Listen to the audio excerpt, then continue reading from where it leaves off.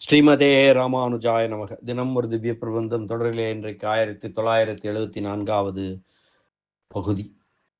திருமங்கையாழ்வார் அவருடைய பெரிய திருமொழியை அனுபவித்து வருகிறோம். அந்த பெரிய திருமொழியின் 1084 பாசுரங்களிலே இன்றைக்கு 1020வது பாசுரம். இனி 64 பாசுரங்கள் தான் இந்த பெரிய திருமொழியிலே மீதம் இருக்கின்றன.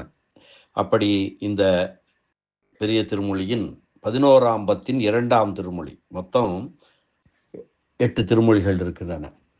அதில் 2ஆம் திருமொழி குன்றம் எடுத்து என்று ஆரம்பிக்கக்கூடிய திருமொழி. அதனுடைய 6வது பாசுரம் இன்றைய அனுபவத்திற்கு எடுத்துக்கொண்டிருக்கிறோம். பகலெல்லாம் அன்னை கோபித்துக் கொள்வதும், மாலையிலும் இரவிலும் அன்றிலின் குரல் கடல் ஒலி வாடைக்காற்று முதலியன துன்புறுத்துவதும், விடியற்காலத்தில் காற்றால் துவைக்கப்படுவதுமாயிருக்கும் இவற்றையெல்லாம் சொல்லி முன்பாடல்களில் கூப்பிட்டாள். வீட்டுக்குள்ளேயே இருந்து இந்த துயரங்களை அடைந்து வருந்துவதனை விட்டு வெளியே புறப்பட்டு உலகை காணலாம் என்று முடிவு செய்த நேரத்திலே இருள் ஒரு கணம் ஒரு ஊழி நேரமாய் நீண்டு புலராமல் இருந்ததால் இருளிடம் நோவிடுகிறாள் என்பதனை இந்த பாடல் கூறுகிறது. நாம் இதுவரை புலம்பிக் கொண்டே இருந்து விட்டோம். இப்படி துயரங்களை அடைந்து வாடைக்காற்றால் வருத்தப்படுவதும், கடலின் ஓசை கேட்டு துயரடைவதும், அன்றிலின் பறவையின் குரலை கேட்டு துன்பமடைவதுமாக போய்கொண்டிருக்கிறது. பேசாமல் இங்கிருந்து வீட்டை விட்டு வெளியே புறப்பட்டு வெளி உலகை காணலாம், அங்கு சென்றால் எம்பெருமானை சேரலாம் என்று ஒரு முடிவு செய்த நேரத்திலே முடிவு செய்து விடுகிறாள். அதற்கு அப்புறம் வரக்கூடிய இரவு நீண்டு கொண்டே போகிறது. ஒரு கணம் ஒரு நொடி ஒரு ஊழி நேரமாய் நீள்வதாக அவளுக்கு தோன்றுகிறது. பொழுது புலரவில்லை.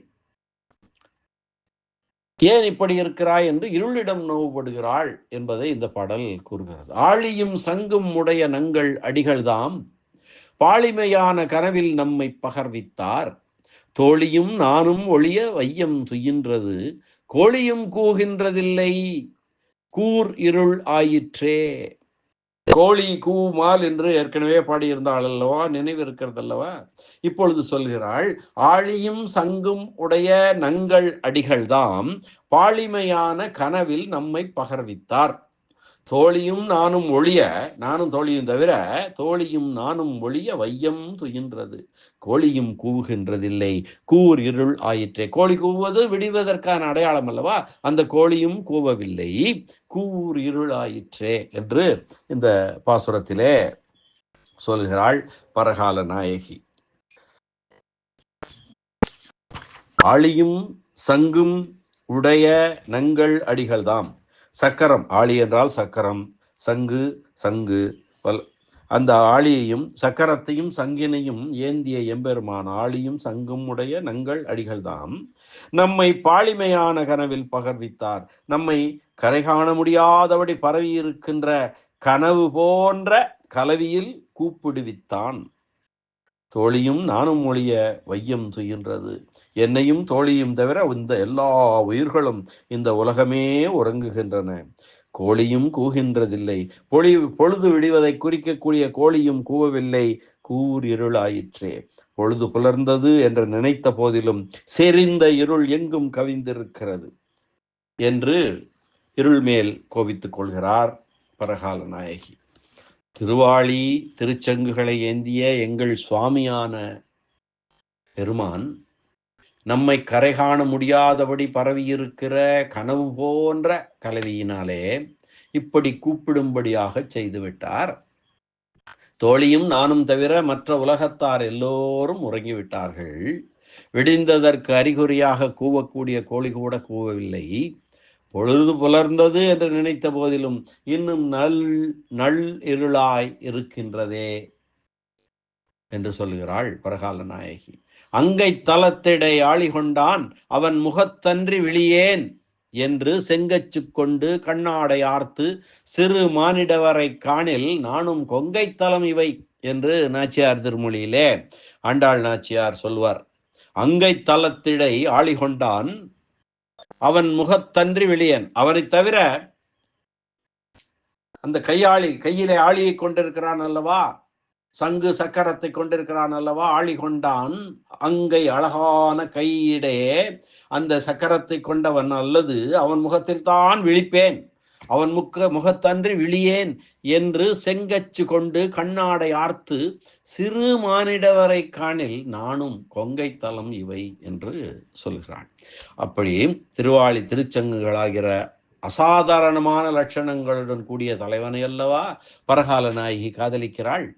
அப்படியே அவர் வந்து கனவு போன்ற கலவி இன்பத்தை சிறிது நேரம் தந்தருளி உடனே பிரிந்து போனார். அதனாலே நான் இப்படி கடதர வேண்டியதாக இருக்கிறது என்கிறாள் முன்னடிகளாலே. பாலிமையான கனவின் கனவு என்பது கலவியை என்று கொள்ள வேண்டும். எப்போதோ நடந்த கலவி, பாலிமையான கனவு, அப்படி நடந்து எப்போதோ நடந்த கலவி ஒரு முறை வந்தான், கலந்து விட்டு போய்விட்டான், கனவு மாதிரி இருக்கிறது, அதற்கு பின் வரவே இல்லை. அந்த பிரிவாற்றாமையில் தானே இவ்வளவும் புலம்பிக் கொண்டிருக்கிறாள் பரகால் நாயகி.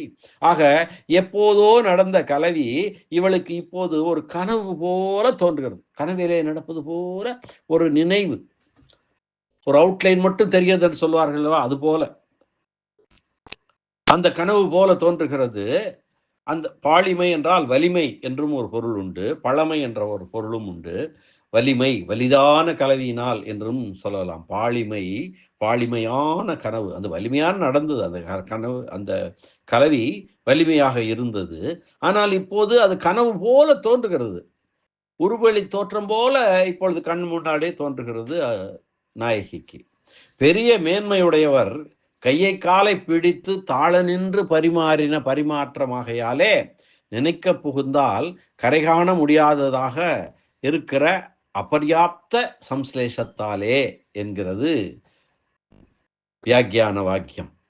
ஒரு பெரியவர், பெரிய மேன்மையுடையவர், அவர் கையை காலை பிடித்து நாம் தாழ்ந்து நின்று அவரிடம் பேசுகிறோம். பெரிய மனிதர், நாம் மதிக்கக்கூடிய ஒரு மனிதர் என்று வைத்துக் கொள்ளலாமே, யாரோ ஒருவர், அவரை பார்க்கிறோம், அவருக்கு கை கால் பிடித்து அவர் கால் அடியிலே அமர்ந்து அவருடன் நாம் பேசிக்கொண்டிருக்கிறோம். அவர் நமக்கு பிரசாதம் கொடுக்கிறார் அல்லது ஏதோ ஒரு நடக்கிறது.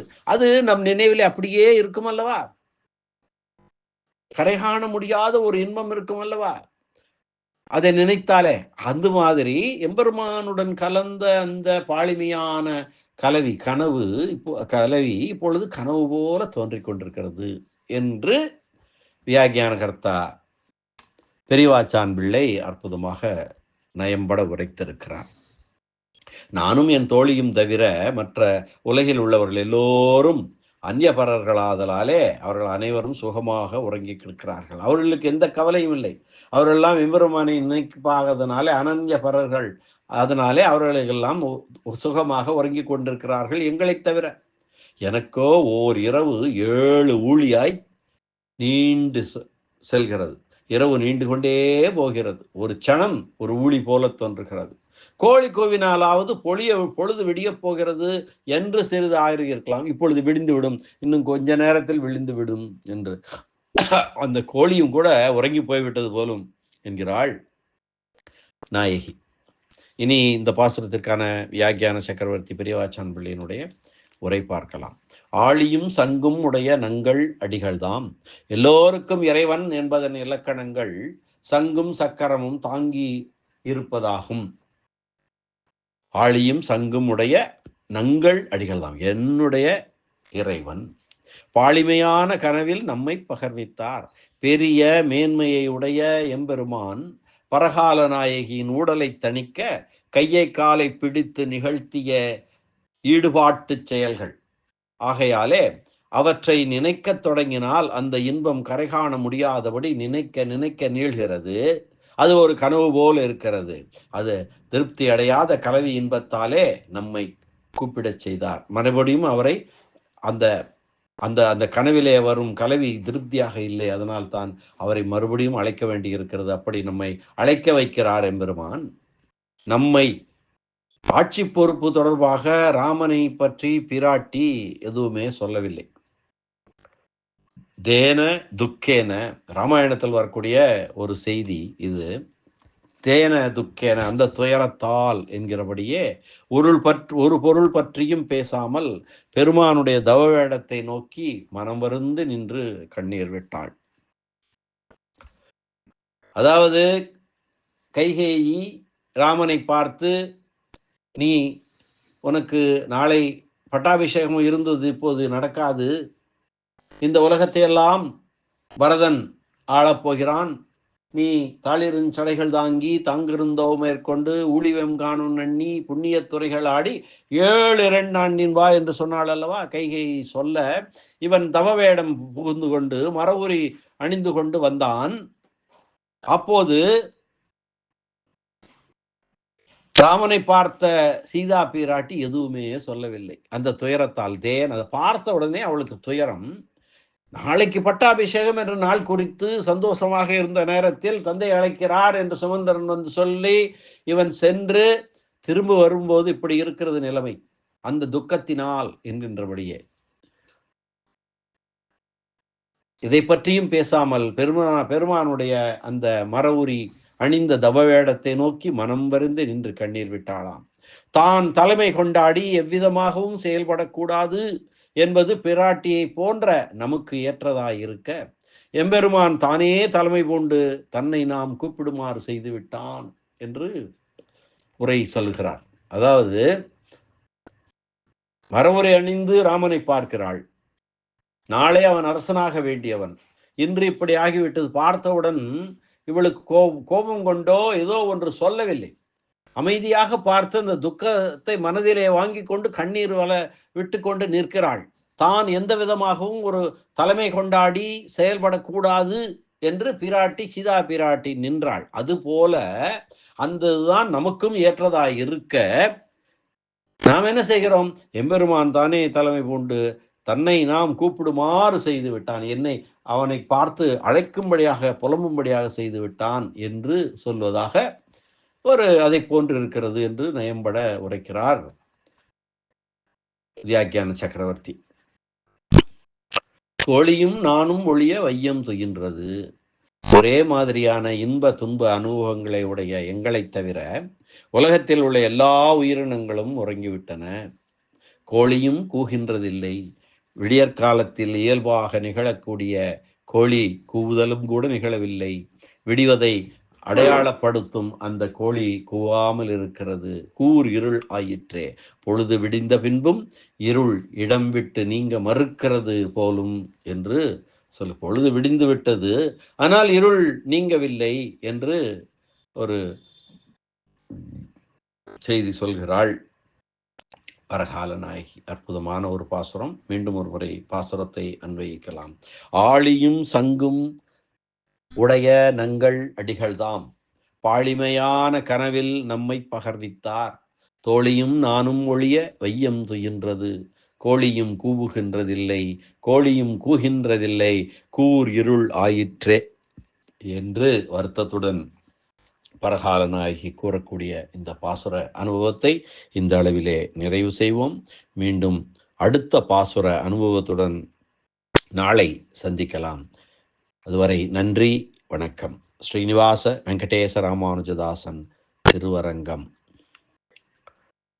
ஆழியும் சங்கும் உடைய நங்கள் அடிகள் திருவடிகள் சரணம். அரட்டமுக்கி அடியார் சீயம் கலிகன்றி பரகாலன் கலியன் திருமங்கையாழ்வார் திருவடிகளே சரணம். உரைப்பெருமன்னர் ராமாயண பெருக்கர் வியாக்கியான சக்கரவர்த்தி பரம காருணிகர் பெரியவாச்சான் பிள்ளை திருவடிகளே சரணம். ஆழ்வார் எம்பெருமானார் ஜீயர் திருவடிகளே சரணம்.